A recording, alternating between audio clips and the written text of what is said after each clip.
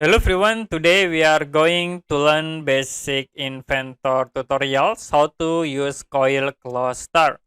For example, I will go to part design and click start to diskette. I will choose this plan and we create simple profile. I will draw a circle in here like this. Click finish cat. Now you can click Coil tools and then for axis we can set into Y axis. Now to set cluster, you can click at this icon and it will automatically create for cluster.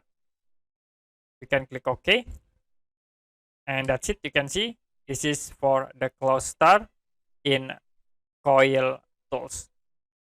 Okay, that's it for basic Inventor tutorials, how to active cluster. And if you have any question about this tutorial, you can comment below this video.